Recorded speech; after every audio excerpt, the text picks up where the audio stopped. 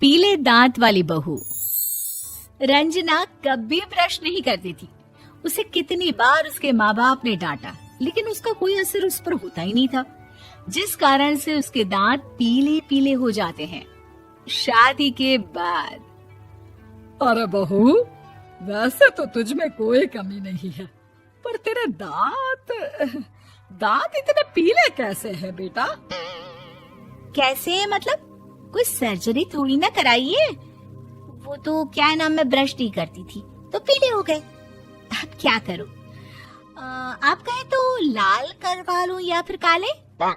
यार ये क्या है, क्यों माँ से लड़ रही हो? लड़ रही हूँ?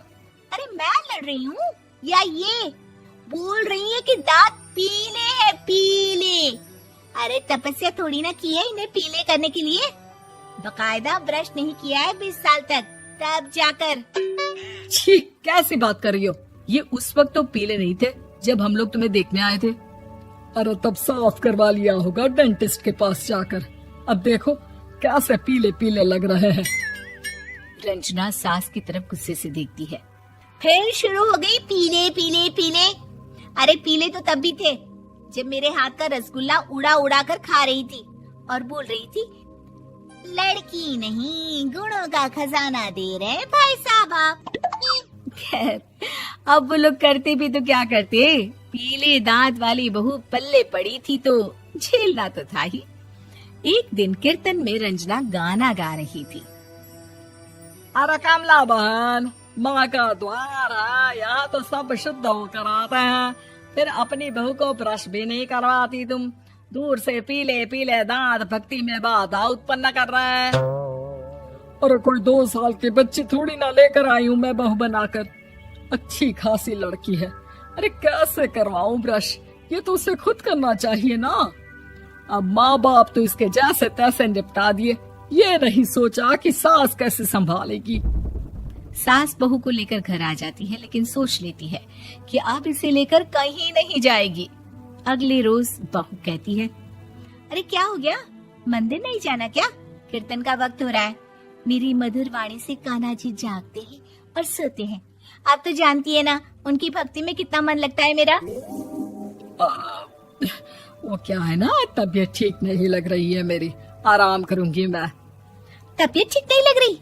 अभी तो मिथुन के गाने पर नाच रही थी आप, और अब बोल रही है कि तबीयत ठीक नहीं लग रही। अरे भक्ति में मन लगा लो सासू माँ, ऊपर जाना है, क्या मुंह दिखाओगी आप? हाँ? सास को बहू की बात पर गुस्सा आ जाता है। मैं क्या मुंह दिखाऊंगी, इसकी चिंता तो ना कर, समझी? अपने मुंह की चिंता कर, जो ये पीले पीले दांत लेकर हर जगह पहुंच जाती है। पता है लोग कितना मजाक बनाते हैं। ना जी ना, मैं नहीं जाना कहीं तेरे साथ। तो ये बात है, कोई ना, मत जाओ, मैं अपने कमरे में ही बैठकर भक्ति कर लूंगी। ऊपर वाला दांत थोड़ी ना देखता है, मन देखता है, भावना देखता है। और अरे बस बस, तू सब कुछ दिखा, बस ये सफेद चमकदार दांत ना दिखाना किसी को, है? जा यहाँ से। बहू को सास की बात का कोई फर्क नहीं पड़ता, वो तो जैसी थी वैसी ही रह जाती है। सुबह नहाकर किचन में खाना बनाना, फिर खाना खाना, कीर्तन भजन करना और सो जाना। एक दिन, माँ जी मैं सहेली के घर जा रही हूँ, शाम को लेट आऊंगी। हाँ हाँ तो जाना, मैंने कौन सा तेरी आरती करनी है घर पर बैठकर। रंजना सहेली के घर जाती है, जहाँ वो पार्टी में जाने की तैयारी कर रही होती है। अरे शिखा, कहाँ जाने की तैयारी कर रही है? मैं गलत वक्त पर आ गई क्या? अरे नहीं यार, उल्टा सही वक्त पर आ गया। मैंने ये साड़ी और ज्वेलरी निकाली है यार, शाम को इनके ऑफिस की एक पार्टी में जाना है। बताना कैसा लग रहा है ये सब?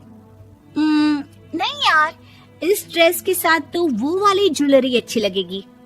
हाँ हाँ सही बोल रही है, मैंने ध्यान ही नहीं दिया। वैसे तो हमेशा से मस्त फैशन सेंस रखती है। तो बड़ा जाती होगी ना पति के साथ पार्टी में।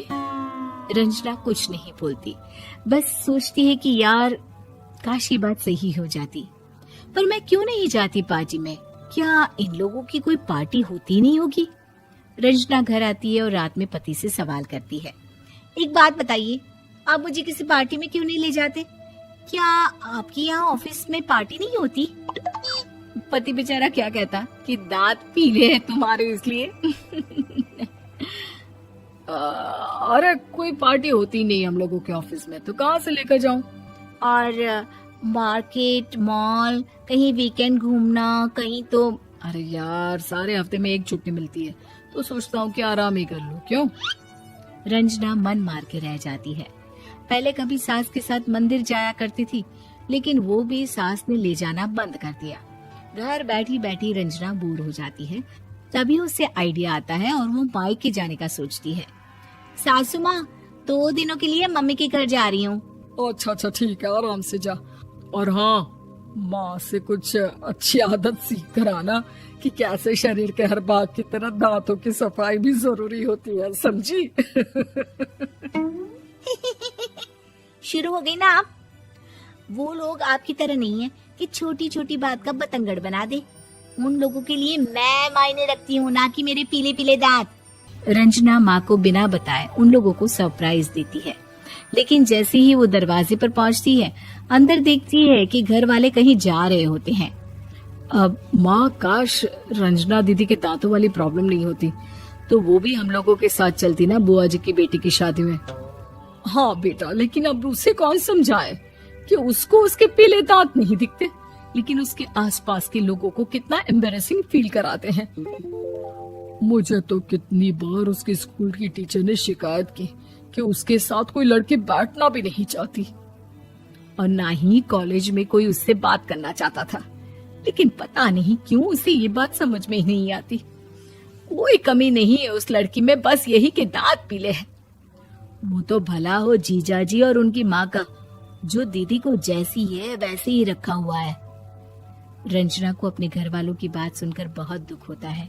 वो सोचती है कि वो क्या करे, लेकिन फिर वो सीधा डेंटिस्ट के पास जाती है, अपने दांत चमकाती है और कसम खाती है कि वो रोज ब्रश करेगी। अरे क्या हो गया? तुम तो 2 दिनों के लिए गई थी ना, पर कोई ना, अच्छा है, चलो आ गई तो। रंजना सास के सामने आकर खड़ी हो जाती है और पूरी स्माइल करती है, उसके चमकदार दांतों को दिखाती हुई। हैं? चले मंदिर। माँ, मुझे माफ कर दीजिए, मैंने आप लोगों को बहुत एम्बैरेसिंग फील करवाया। मैं आज से रोज ब्रश करूंगी।